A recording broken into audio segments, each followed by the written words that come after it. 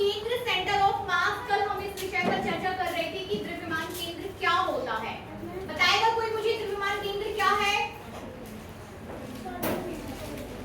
द्रव्यमान केंद्र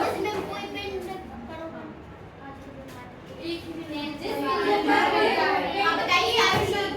किसी निकाय का वह बिंदु जिस बिंदु पर संपूर्ण निकाय का द्रव्यमान केंद्रित होता है, वह बिंदु किसी भी निकाय का, किसी भी निकाय से, बैठिए, किसी भी निकाय से मतलब किसी भी निकाय से, प्रत्येक वस्तु से, ठीक है ना, प्रत्येक वस्तु पर कोई ना कोई एक ऐसा पॉइंट होता है जहां पर उस पिंड का संपूर्ण द्रव्यमान केंद्रित होता है, ठीक है ना।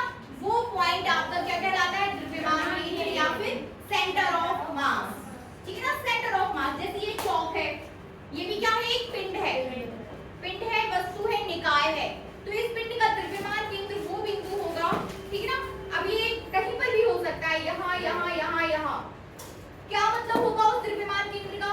उससे मतलब आपका ये होगा कि उस पॉइंट पर आप यदि उसको बैलेंस करोगे तो वो बैलेंस रहेगा, ठीक है ना। यदि आप उस पॉइंट पर उसको लेके ऐसे छोड़ दोगे तो वो गिरेगा नहीं, ठीक है ना। तो ऐसा कोई बिंदु जहां पर उस पिंड का संपूर्ण द्रव्यमान केंद्रित रहे, द्रव्यमान केंद्र कहलाता है।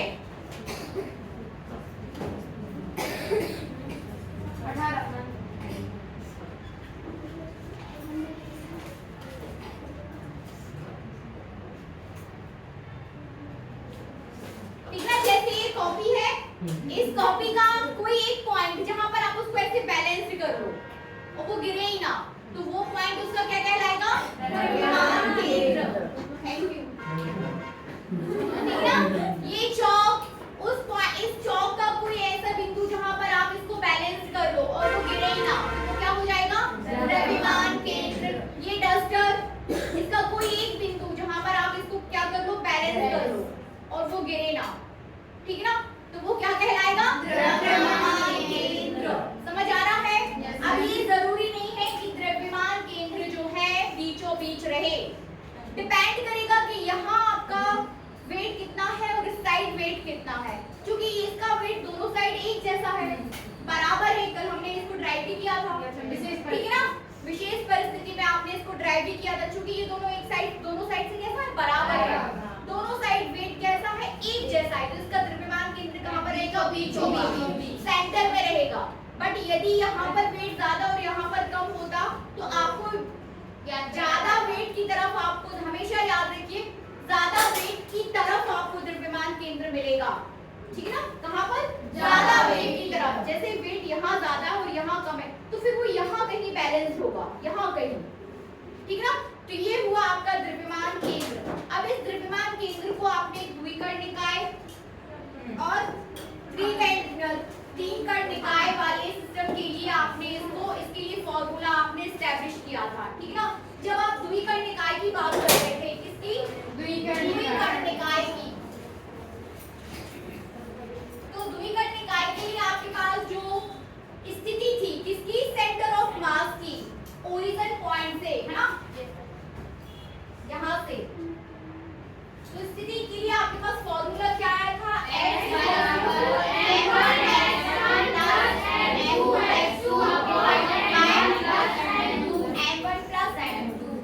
ये था द्विकर्ण निकाय के लिए, ठीक है ना, सबको याद है। द्विकर्ण निकाय के लिए आपने ये फॉर्मूला एस्टैब्लिश किया था, जहां पर M1 पहले कण का द्रव्यमान, M2 दूसरे कण का द्रव्यमान, x1 ओरिजिन से उस पॉइंट के बीच की दूरी, ठीक है ना।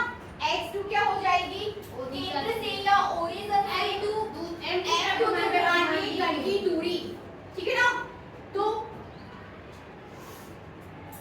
यदि M1 बराबर M2, तब x इक्वल टू आपके पास आ गया था x1 + x2 / 2, ठीक ना। इस स्थिति में जबकि दोनों साइड द्रव्यमान कैसा है? एक जैसा, ठीक है ना, तब द्रव्यमान केंद्र आपको कहां मिलेगा? बीचों बीच, ठीक है ना। इसके बाद फिर आपने त्रिकर्ण निकाय की बात की थी, ठीक है ना, ये हुआ द्विकर्ण निकाय के लिए। इसके बाद आपने त्रिकर्ण निकाय की बात की, तब द्रव्यमान केंद्र आपको के लिए आपके पास फॉर्मूला क्या आया?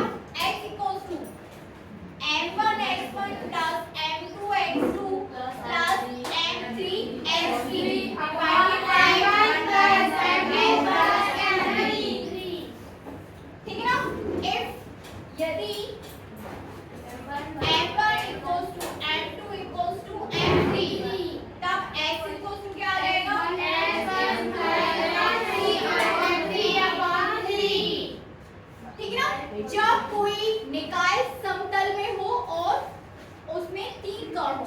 की स्थिति के लिए ये कैसा है, समतल में, ठीक है ना। तो आपने द्विकट के लिए देख लिया, आपने त्रिकट के लिए देख लिया, लेकिन आप ऐसा कोई निकाय नहीं होता जिसमें सिर्फ दो ही पार्टिकल्स हो या सिर्फ तीन पार्टिकल हो। आपके अनेकों पार्टिकल के लिए आपको द्रव्यमान केंद्र निकालना है। किसके लिए, अनेकों पार्टिकल के, मतलब ऐसा सिस्टम जिसमें बहुत सारे पार्टिकल्स हैं, समझ रहे ना, ऐसा सिस्टम जिसमें बहुत सारे पार्टिकल्स हैं, तो उस सिस्टम के लिए या उस निकाय के लिए द्रव्यमान केंद्र की स्थिति क्या होगी वो हमें निकालना है, ठीक है ना। हेडिंग कीजिए, n कणों के लिए, n कणों के लिए, या फिर ऐसे भी लिख सकते हैं n कण निकाय के लिए द्रव्यमान केंद्र, ऐसा लिख लीजिए, n कण निकाय के लिए द्रव्यमान केंद्र, ठीक है ना। ये साफ कर दूं,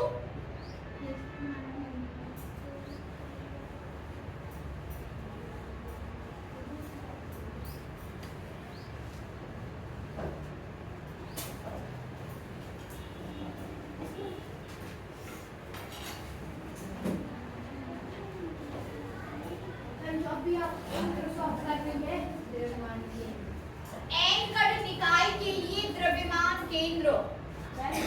अभी जो आपने सेट लिखा था मैंने वो एक सरल रेखा में रखी थी। नहीं, समतल में रखिए वस्तु के लिए है, समतल में रखिए वो वस्तु, ठीक ना। वो त्रिभुजाकार आकृति बनी थी ना, ये उसके लिए समतल में, ठीक है ना।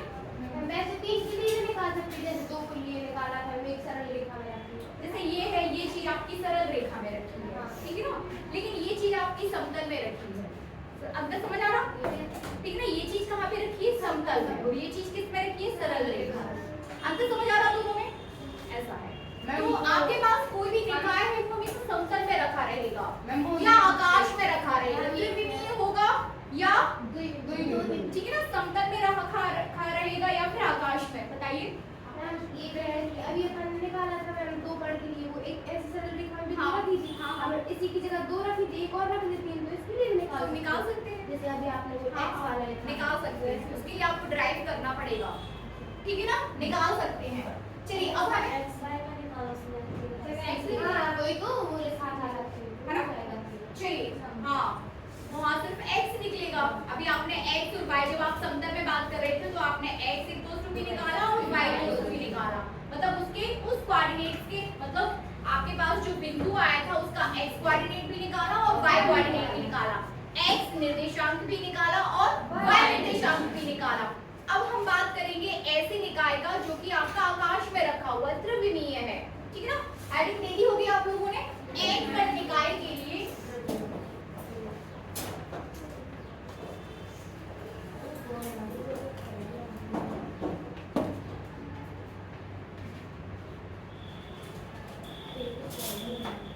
द्रव्यमान केंद्र, ठीक है ना, n कण निकाय के लिए द्रव्यमान केंद्र,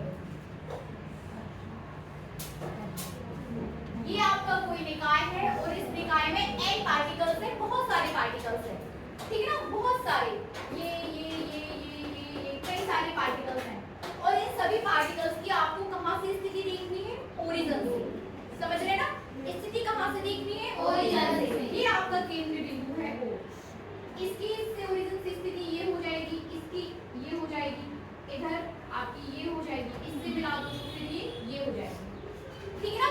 नोट करिए, बना लीजिए, चित्र बना लो।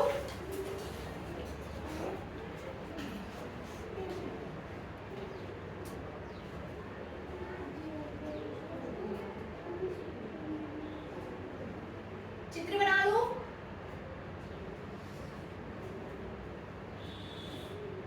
क्या हुआ, उसको मलेरिया हो गया, डॉक्टर को दिखा दिया है ना, ध्यान रखना में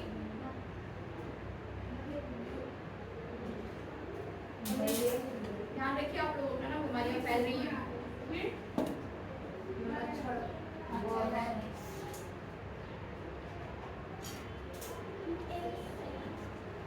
स्वाति है, स्वाति का आज क्या है, जन्मदिन, इसलिए स्वाति को आज तो नहीं डांट रहे हैं, लेकिन एक दो दिन बाद डांटेंगे, अब कल डांटते हैं, है कि नहीं, आज तो कुछ नहीं बोलेंगे थी जन्मदिन।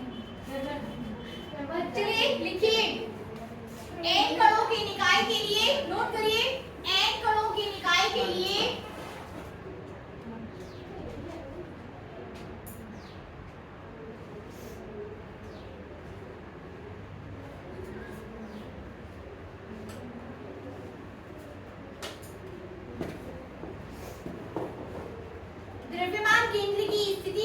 करना है?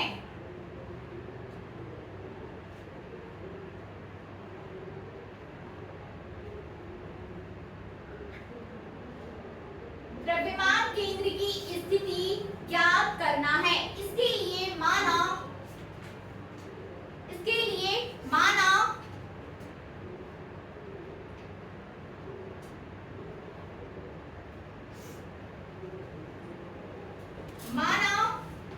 द्रव्यमान केंद्र द्रव्यमान M1 के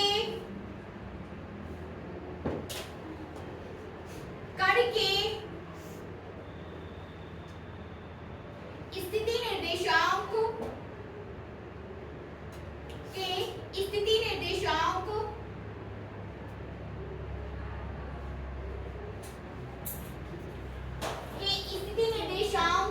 क्या हो जाएंगे? x1 y1 z1, ठीक है ना? के स्थिति निर्देशांक x1 y1 z1, ठीक है ना? m2 द्रव्यमान की स्थिति निर्देशांक x2 y2 z2। समझ आ रहा है कैसे? समझ आ रहा ना सभी को कि किस तरीके से x1 y1 z1 आप बोल रहे हो, क्यों आप x2 y2 z2 बोल रहे हो? उसी तरह m3 पार्टिकल के या m3 कण के स्थिति निर्देशांक x3 y3 z3, ठीक है ना? तब nवें कण का जो द्रव्यमान है वो mn आप मान सकते हो, ठीक है ना? तो उसकी स्थिति निर्देशांक क्या हो जाएंगे? xn yn zn, ठीक है ना? xn yn zn।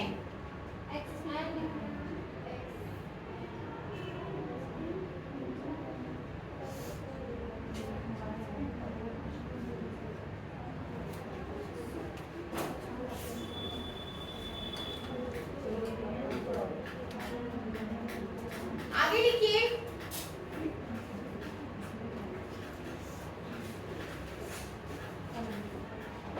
इसी प्रकार,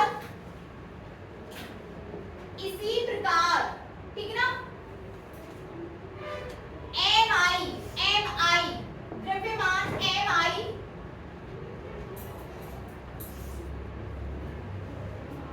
ब्रैकेट में लिख लीजिए, I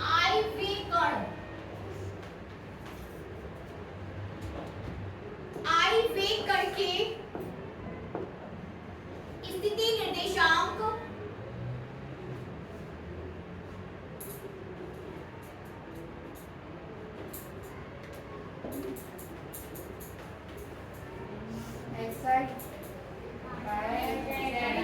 क्या हो जाएंगे?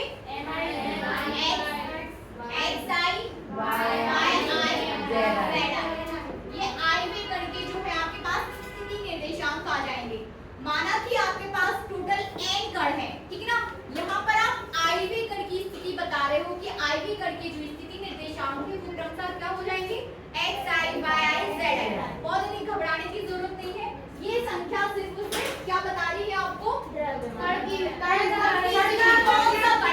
n1 मतलब पहला कण, n2 मतलब दूसरा कण, m3 मतलब तीसरा कण, mn मतलब nवां कण, वैसे ही mi मतलब iवां कण, ठीक है ना? जैसे 1 2 3 4 5 6 डैश iवां कण, ठीक ना? जो ये आई का कण है ये n के कण के बाद होगा। आप बताइए, i j k l अच्छा, n के पहले होगा, ठीक है ना? n की कब होगा? पहले होगा, ठीक है ना? तो वो हो जाएगी आपके आईवे कण की स्थिति xi yi z। बनेगा यहाँ तक? आगे लिखिए,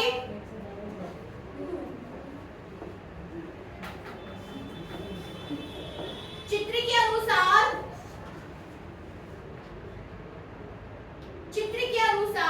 इन सभी कणों की मूल बिंदु के सापेक्ष, इन सभी कणों की मूल बिंदु के सापेक्ष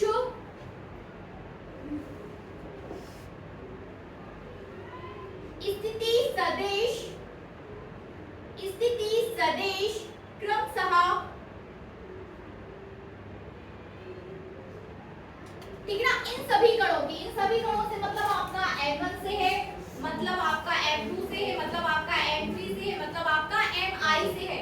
तो इन सभी कणों की ये सारे पार्टिकल्स हैं, ठीक ना। इन सभी पार्टिकल्स को आपने नाम दे दिया है, एक का द्रव्यमान M1, दूसरे का M2, तीसरे का M3 और जैसे यहाँ पर Mi, ठीक ना। तो इन सभी कणों की मूल बिंदु से स्थिति की बात कर रहे हो आप। स्थिति सदिश आप पढ़ चुके हो, स्थिति सदिश क्या होता है, ठीक है ना। तो OM1, OM2, OM3, तो ये सारी स्थिति सदिश क्रमशः R1, R2, R3 RI, ठीक है ना। तो M1 का स्थिति सदिश क्या हो जाएगा, R1, M2 का स्थिति सदिश R2, ठीक है ना। M3 का क्या हो जाएगा, R3 वेक्टर, और यहाँ पर क्या हो जाएगा, बनेगा। लिखिए, कहाँ तक लिखा आपने, क्रमशः R1, R2, R3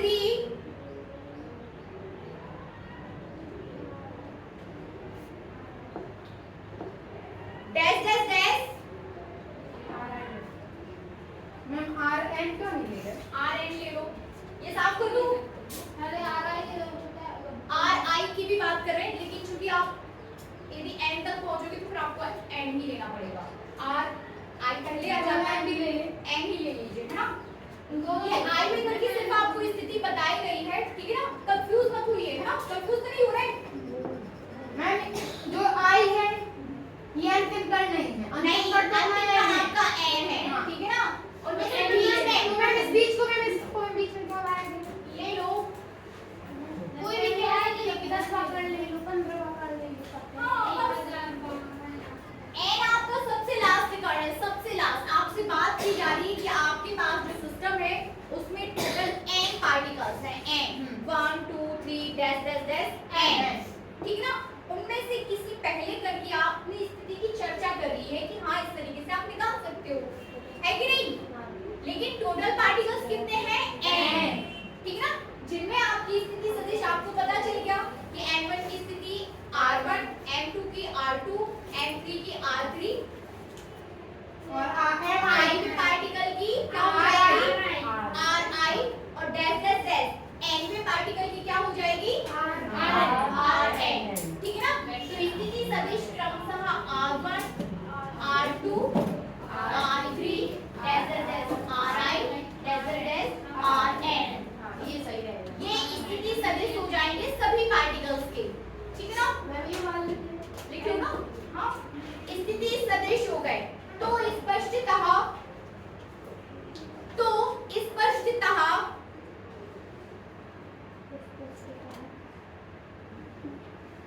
ठीक ना, स्थिति सदिश हम पढ़ चुके हैं। तो स्पष्टतः R1 बराबर R2 बराबर R3 बराबर RI बराबर डैश डैश डैश RN बराबर, बता दीजिए कितना आ जाएगा। R1 बराबर X, Y और Z के फॉर्म में, ठीक है ना। यहाँ देखिए तो X1 यहाँ देख लो पहले X1, वेरी गुड, किसने बोला, X1 I के प्लस Y1 J के प्लस Z1 K के, ये इसका स्थिति सदिश हो गया, ठीक है ना। फिर R2 का स्थिति सदिश क्या है,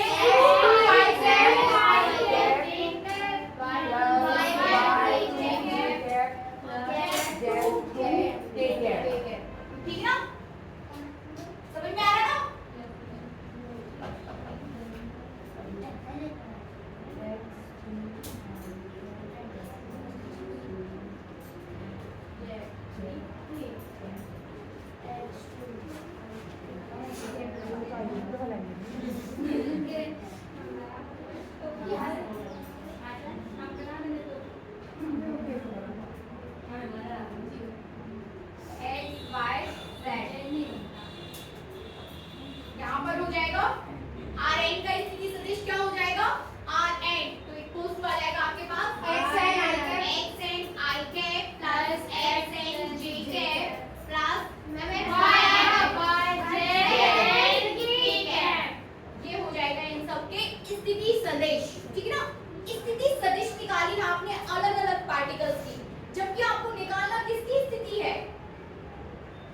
किसकी? क्या बोल रहे हैं आप इसके? आपको किसकी स्थिति चाहिए?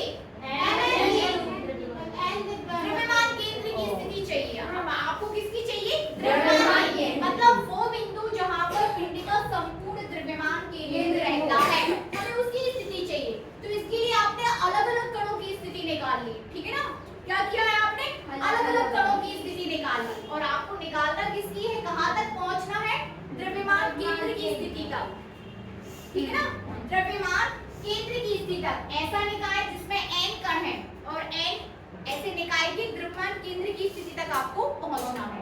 ये बनेगा यहाँ तक, ठीक है ना? आगे करिए।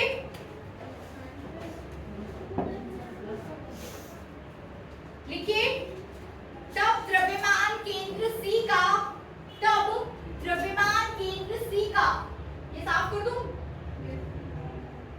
द्रव्यमान केंद्र C का मूल बिंदु O के सापेक्ष स्थिति सदिश, मूल बिंदु नहीं लिखते चलिए, मूल बिंदु O के सापेक्ष स्थिति सदिश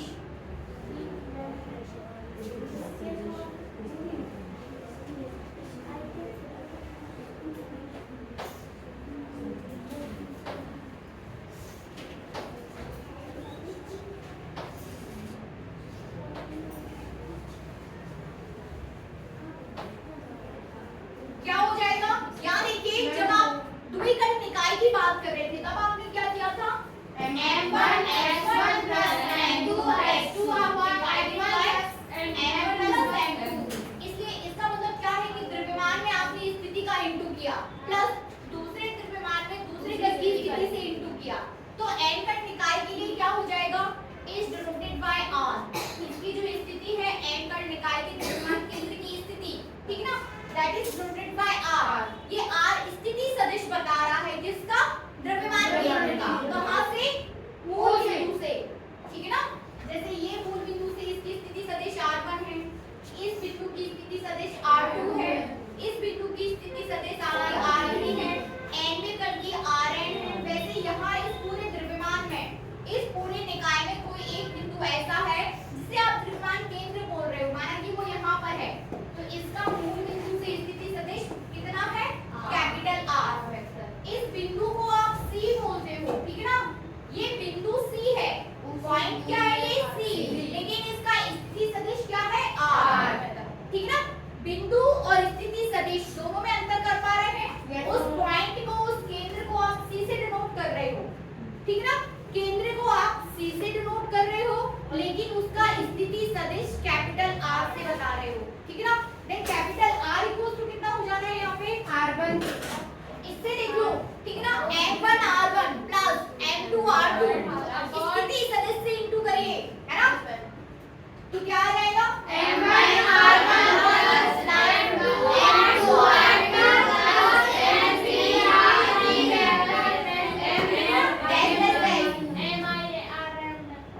M1 plus M2 plus M3 MI plus MN। I से N तक पहुंच जाइए, ठीक है ना? बीच में आप I ले रहे हो, देन N तक लिखिए इसको।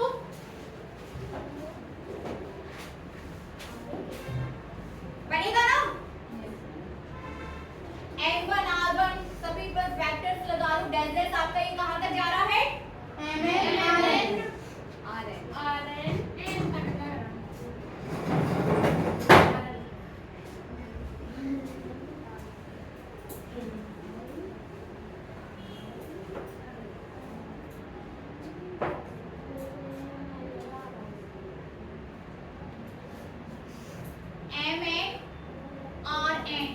ठीक है ना? यहाँ पर भी प्लस डेल डेल क्या हो जाएगा? MN बनेगा, ठीक है ना? आगे करिए। विशेष परिस्थिति नहीं, अब आपको इसे समेशन के फॉर्म में कन्वर्ट करना है, समेशन के फॉर्म में, ठीक है ना? कर दीजिए समेशन, ठीक है ना? समेशन लगाना है आपको यहाँ पे, इज दैट क्लियर ना? Summation MI RI divided by MI I equals to 1 to N। I I equals to 1 to n 1 to n 1 से n तक दिखाएगा 1 to n का मतलब होता है जैसे मैंने बोला ना 1 to n r की वैल्यू कहां से कहां तक जा रही है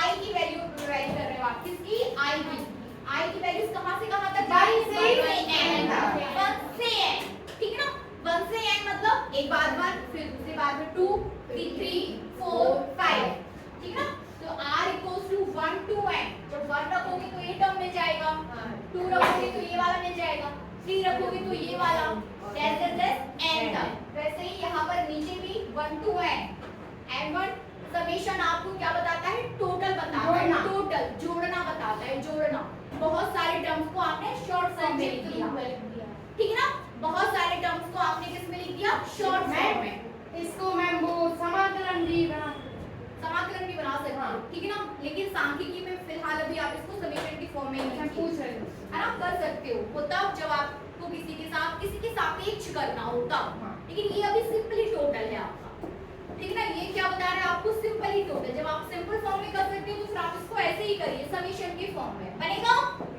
ठीक है ना तो ये हो गया आपका स्थिति सदिश किसके लिए द्रव्यमान केंद्र के लिए ठीक है ना लिखिए आगे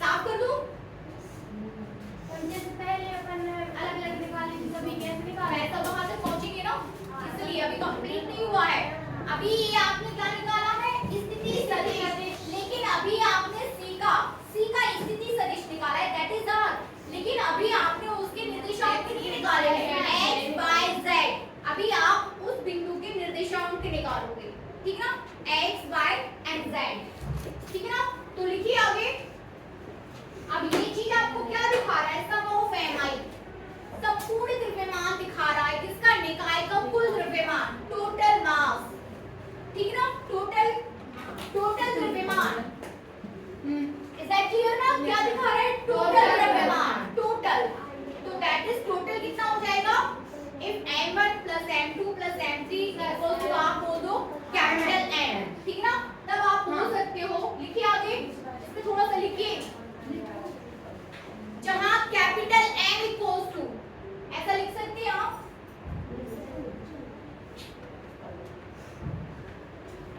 जहां capital M equals to sum of I to 1 to n mi ठीक है ना mi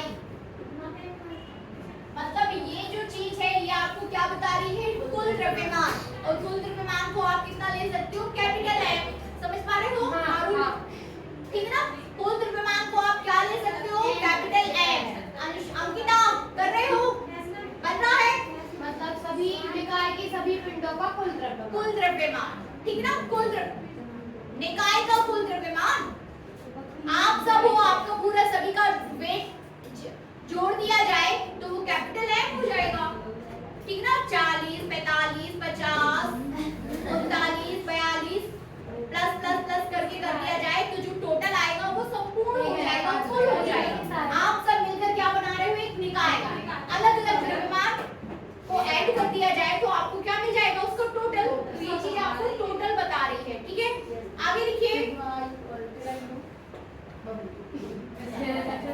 लिखिए तथा कैपिटल R इक्वल्स टू आवाज नहीं कैपिटल R इक्वल्स टू आपके पास आ जाएगा कैपिटल R इक्वल्स टू यदि आप इसको एक कंप्लीट फॉर्म में लिखें एक स्टैंडर्ड फॉर्म में लिखें तो कैपिटल R इक्वल्स टू आया है आपके पास I cap x plus J cap capital Y plus K cap capital Z ठीक ना ये स्थिति सदिश दिखा रहा है कैपिटल R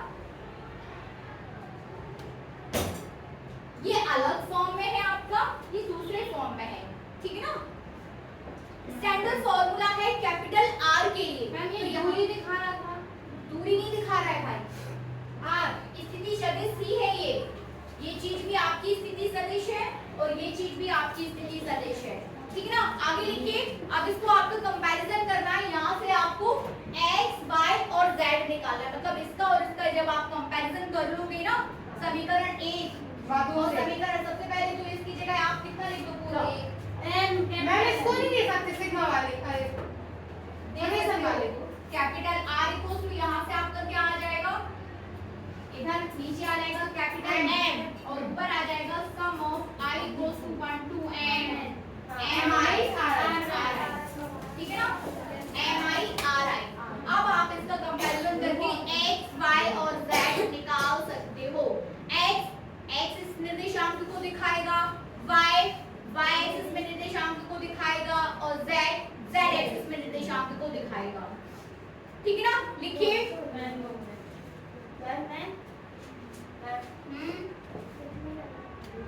बताइए, लिखिए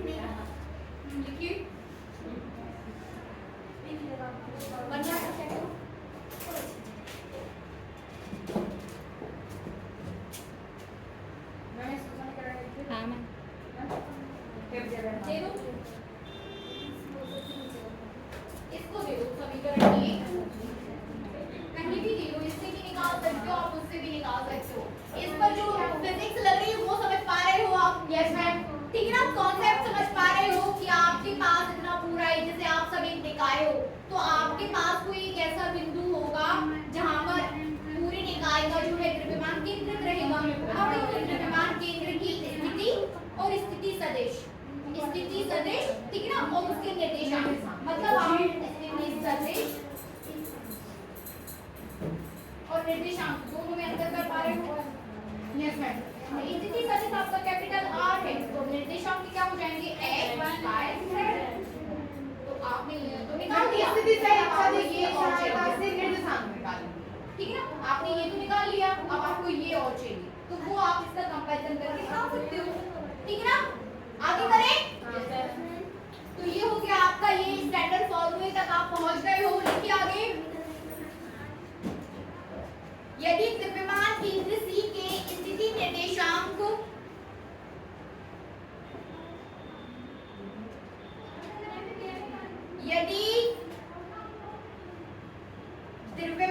ये साफ कर दूं मैं, सभी ने कर लिया?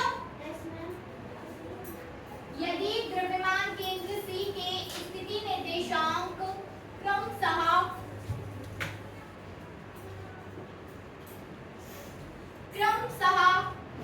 कैपिटल X, Y तथा Z है,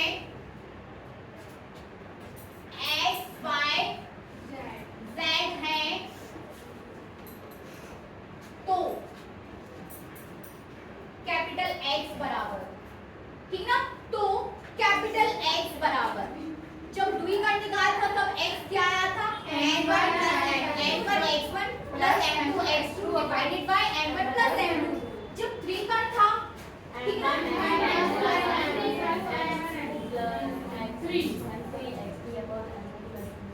ठीक ना, जब आप द्विघात निकाय की बात कर रहे थे तब आपके पास x था n1 x1 plus n2 x2 divided by n1 plus n2। इसी प्रकार से आपने y निकाल दिया था, ठीक ना। जब द्विघात निकाय था तब आपके पास आया n1 x1 n2 x2 n3 x3 divided by n1 plus n2 plus n3। इसी तरीके से आपने y निकाल दिया था द्विघात निकाय के लिए, द्विघात के लिए, द्विघात इसमें नहीं था लेकिन इसमें तो था, ठीक है ना, ठीक है। चलिए अब वैसे ही आपको किसके लिए करना है, इसके लिए, ठीक है ना। तब x इक्वल टू क्या आ जाएगा, n1 x1 plus n2 x2 plus n3 x3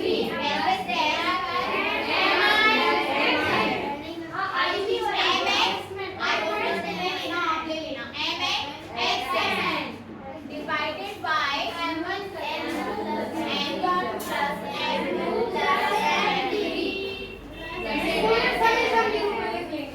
और क्या, वेरी गुड, ठीक है ना। तो ये इसका x निर्देशांक आ जाएगा और इसको जब आप समेशन की फॉर्म में लिखोगे तो that is I equals to 1 to n capital small ले लो 1 to n mi xi divided by mi बच जाएगा, ठीक है ना। तो ये हो गया आपका x निर्देशांक। फिर उसी तरीके से आप क्या निकाल सकते हो, y ठीक है ना? क्या निकाल सकते हो? y। एंड जेड भी निकलेगा इसमें। हाँ वेरी गुड, z भी निकलेगा। y बराबर और z बराबर निकाल के दिखाइए। सभी की कॉपीज चेक कर रही हूँ मैं, y भी और z भी।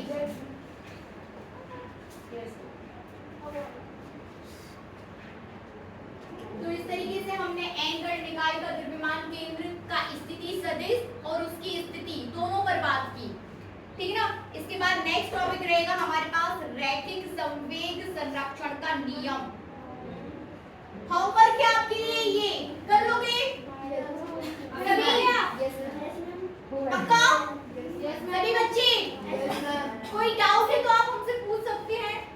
आपको सेम जैसे हमने x निकाला है वैसे ही आप y निकालोगे और वैसे ही आप z निकालोगे। कल सबकी कॉपीज चेक होंगी, ठीक ना? आपको फेयर कॉपी में ही काम करना है। रोज आप अपनी फेयर कॉपी ही लेकर आए विद्यालय। Is that clear? Yes sir. चलिए अब हम बात करेंगे, अब इसको आगे बढ़ते हैं ना इस टॉपिक से थोड़ा सा, ठीक है ना?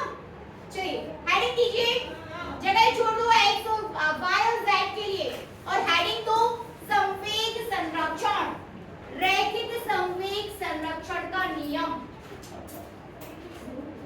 साफ कर दो? Yes sir. हो निकाल दिया?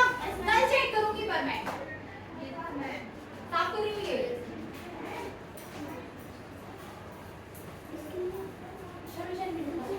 रैखिक संवेग संरक्षण का नियम।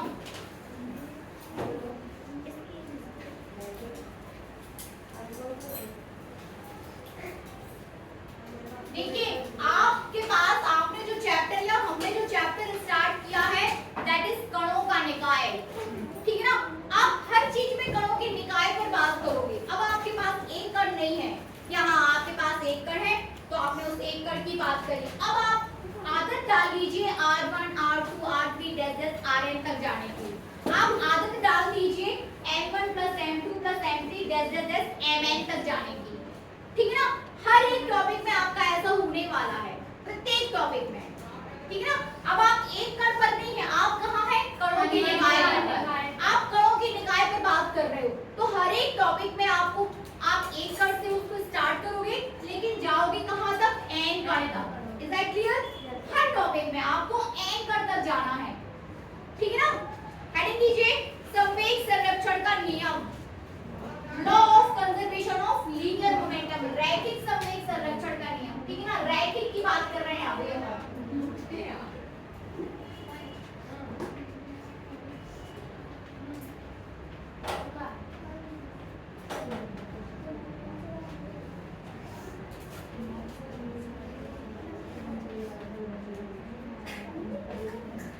रैखिक संवेग संरक्षण का नियम इंग्लिश में बोल देंगे कंजर्वेशन ऑफ लीनियर मोमेंटम। हां, law of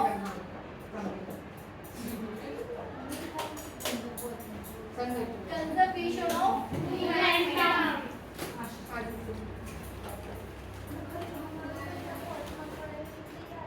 conservation of linear momentum, ठीक है ना? रैखिक संवेग, संवेग बराबर वेग ना, द्रव्यमान गुणा वेग। आपसे बोला जा रहा है P = mv, इसको पहले समझ लीजिए। P = mv। संवेग संरक्षण क्या बोला जाता है? यदि किसी निकाय पर, ये कोई आपके पास निकाय है, ठीक ना? यदि किसी निकाय पर आरोपित बल यदि शून्य, देखिए पहले सबसे पहले तो आप ये देखिए कि न्यूटन का दूसरा नियम क्या बोलता है? किसी वस्तु पर यदि y बल ना लगाया जाए तो उसका संवेग संरक्षण नहीं, किसी वस्तु पर लगाया बल उसमें संवेग समानुपाती होता है। बताओ जिया, न्यूटन की गति का द्वितीय नियम, संवेग संरक्षण, न्यूटन की गति का दूसरा नियम। नहीं बहुत लग रही है, अजीब लग रहा है मुझे तो। अच्छा है, मुझे पहली दे दी है संवेग। क्या मैं समान अनुपाती, कुछ पढ़ाई नहीं हो रही है, सब अपनी चल रहा है, बस बैठ जाओ। बताओ अंकिता। न्यूटन के दूसरे नियम के अनुसार उस पे लगाए गए बल नहीं, उस पे लगाए गए दिशा से बल के नहीं समानुपाती होती है। उस पर लगाए गए बल के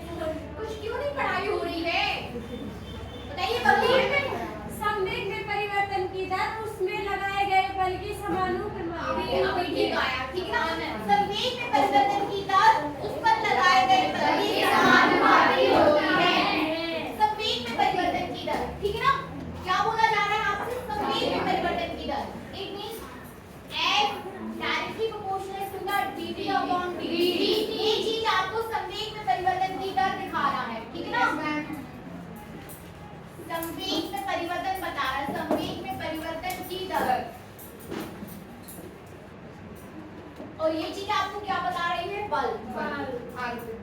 आरोपित बल। तो किसी वस्तु पर आरोपित बल संवेग में परिवर्तन की दर के समानुपाती होता है। ये न्यूटन की गति का दूसरा नियम है। आपसे बोला जा रहा है यदि आरोपित बल शून्य है, ठीक है ना, आरोपित बल क्या है? शून्य है।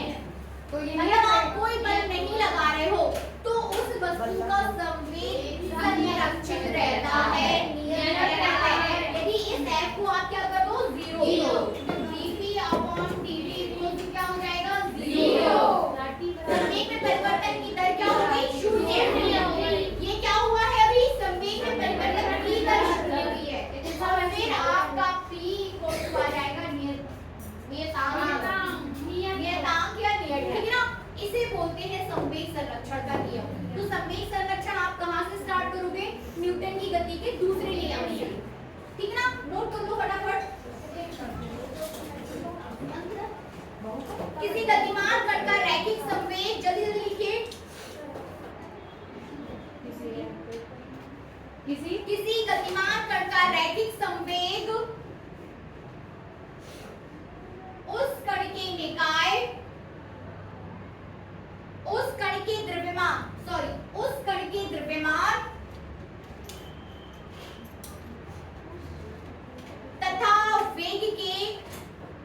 तथा वेग के गुणनफल के बराबर होता है। वेग के गुणनफल के बराबर होता है, ठीक है ना। समझ गए?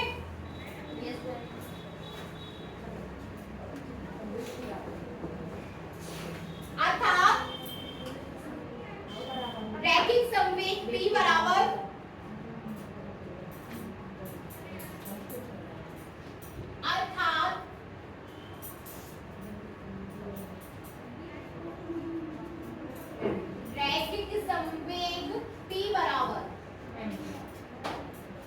द्रव्यमान m गुणा वेग v, ठीक है ना। रैखिक संवेग P बराबर द्रव्यमान गुणा वेग। It means P equals to आपके पास आ जाएगा mv,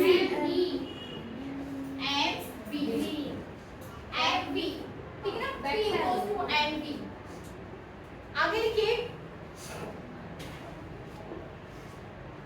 यह एक सदिश राशि है। संवेग कैसी राशि है? सदिश राशि है। यह एक सदिश राशि है जिसकी दिशा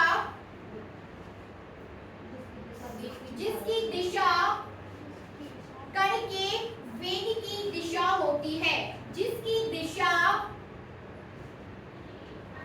कण के वेग की दिशा होती है।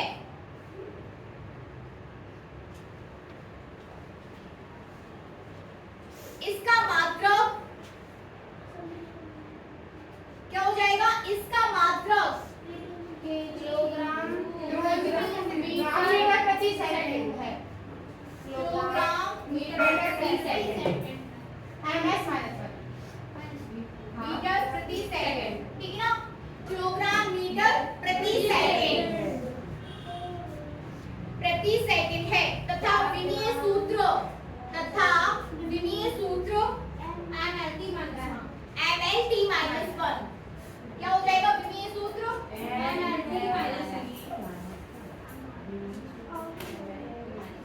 MLT -1। इसका विमीय सूत्र है MLT -1, ठीक है, बनेगा। ये तो अभी आपने सिर्फ संवेग बताया, अभी हम संरक्षण पर नहीं गए हैं। थोड़ा सा और एक दो लाइन नोट करिए। हमें अकेले कण, ये साफ कर दूं,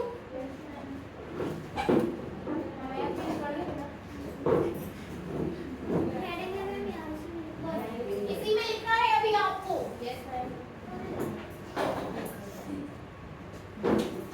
हमें एक अकेले कण,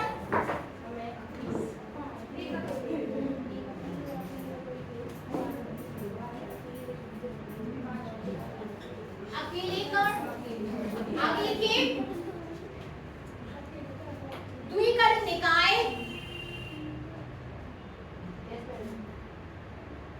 एक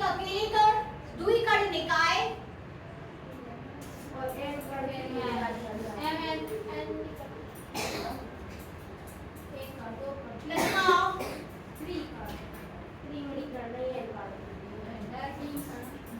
एक कट कर लो, अब क्या दो करना अरे एक कट निकाय के लिए संवेग संरक्षण, एक कण निकाय के लिए संवेग संरक्षण का अध्ययन करना है, जो भी लिखना है आपको, ठीक है ना। ये 3 टॉपिक करना है हमें। संवेग संरक्षण एक अकेले निकाय के लिए, जो मैंने अभी आपको बताया कि एक छोटा सा पार्टिकल है, ठीक है ना। फिर उसके बाद द्विकण निकाय के लिए और फिर पार्टिकल के लिए हमें संवेग संरक्षण को पढ़ना है। इस चैप्टर में जो भी टॉपिक पढ़ेंगे उसके सभी के लिए 1 2 अरेंज, बिल्कुल, मतलब 1 में 3 चलने वाला है, एक ना। ये नहीं है कि आप आदत डालो, समीशन बनाने की आप आदत डालो कि समीशन कैसे बनता है कि नहीं। किस तरीके से आप R1 R2 R3 जैसे जैसे सारे एंड कर रहे हो, किस तरीके से आप N1 N2 जैसे जैसे M N कर रहे हो। अब देखिए जब एक कण है